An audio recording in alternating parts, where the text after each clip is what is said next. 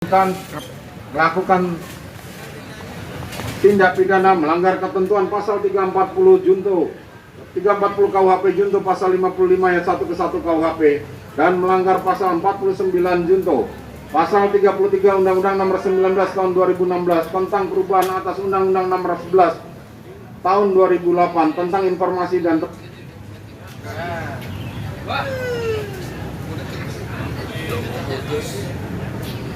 selama di persidangan berlangsung tidak terdapat alasan pemaaf maupun alasan pembenar pada diri terdakwa yang dapat menghapus pertanggungjawaban pidana atas perbuatan yang dilakukannya, maka berdasarkan pasal 193 ayat 1 KUHP, terdakwa haruslah dijatuhi pidana. Menimbang bahwa sebelum majelis hakim menjatuhkan pidana terhadap terdakwa perlu dipertimbangkan hal-hal yang memberatkan maupun yang meringankan. Hal yang memberatkan, perbuatan terdakwa dilakukan terhadap ajudan sendiri yang telah mengabdi kepadanya kurang lebih selama 3 tahun. Perbuatan terdakwa telah mengakibatkan duka yang mendalam bagi keluarga Nofriansah Yosua Huta Barat. Akibat perbuatan terdakwa menimbulkan keresahan dan kegaduhan yang meluas di masyarakat. Perbuatan terdakwa tidak sepantasnya dilakukan dalam kedudukannya sebagai aparat penegak hukum dan pejabat utama Polri, yaitu Kadif Propam Polri. Perbuatan terdakwa telah mencoreng institusi Polri di mata masyarakat Indonesia dan dunia internasional. Perbuatan terdakwa telah menyebabkan banyaknya anggota Polri lainnya yang turut terlibat. Terdakwa berbelit-belit memberikan keterangan di persidangan dan tidak mengakui perbuatannya. Hal yang meringankan, tidak ditemukan adanya hal yang meringankan dalam hal ini. Menimbang bahwa karena dalam perkara ini terdakwa telah menjalani masa penahanannya, maka lamanya masa penahanan haruslah dikurangkan seluruhnya dari pidana yang dijatuhkan. Menimbang bahwa oleh karena terdakwa telah ditahan dan tidak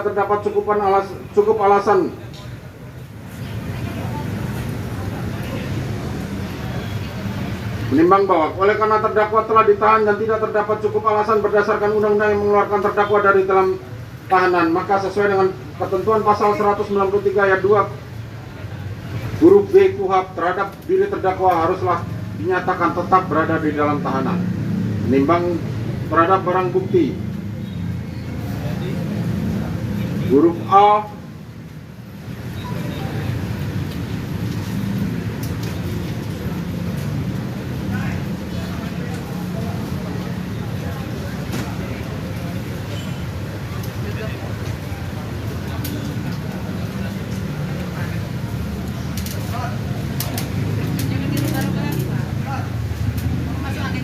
dari angka 1 sampai dengan angka terakhir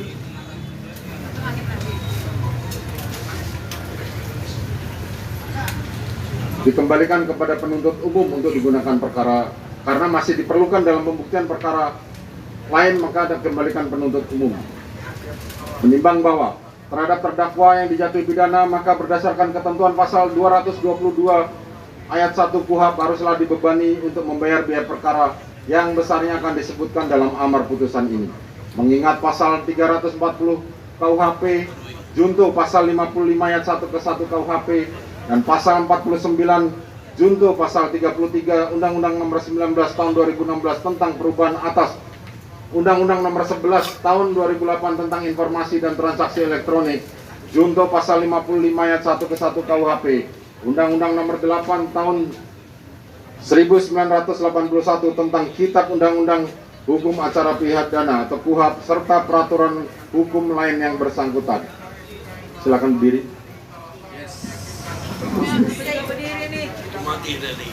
Mengadili, menyatakan terdakwa Ferdi Sambo SH SIK MH telah terbukti secara sah dan meyakinkan bersalah melakukan tindak pidana turut serta melakukan pembunuhan berencana dan tanpa hak, melakukan tindakan yang berakibat sistem elektronik tidak bekerja sebagaimana mestinya yang dilakukan secara bersama-sama, menjatuhkan pidana kepada terdakwa tersebut oleh karena itu dengan pidana mati, memerintahkan terdakwa tetap berada dalam tahanan, menetapkan barang bukti tetap terlampir dalam berkas dikembalikan kepada penuntut umum untuk digunakan dalam perkara lain,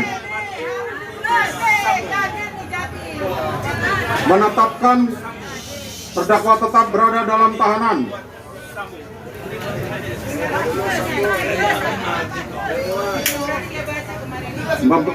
Demikian membebani pula terdakwa untuk membebani biaya negara dibebankan pada biaya perkara dibebankan pada negara. Demikianlah diputuskan dalam rapat permusyawaratan. Silakan duduk. Demikianlah diputuskan dalam rapat permusyawaratan Majelis Hakim Pengadilan Negeri Jakarta Selatan pada hari Kamis tanggal 9 Februari 2023 oleh kami Wahyu Iman Santoso sebagai Hakim Ketua Majelis Hakim, Morgan Simanjuntak dan Alimin Ribut Jono masing-masing sebagai hakim anggota, dan diucapkan dalam sidang terbuka untuk umum pada hari Senin tanggal 13 Februari 2023 oleh Hakim Ketua Majelis tersebut dengan didampingi hakim-hakim anggota dibantu oleh Saudara Aprisno sebagai panitera pengganti, dihadiri pula oleh Jaksa Penuntut Umum pada Kejaksaan Agung Republik Indonesia dan terdakwa didampingi penasihat hukumnya. Demikian para pihak baik penuntut umum maupun untuk mengajukan upaya hukum. Sidang perkara, demikianlah putusan telah dibacakan. Sidang perkara nomor 796 PIT B 2022 atas nama terdakwa Ferdi Sambo dinyatakan ditutup.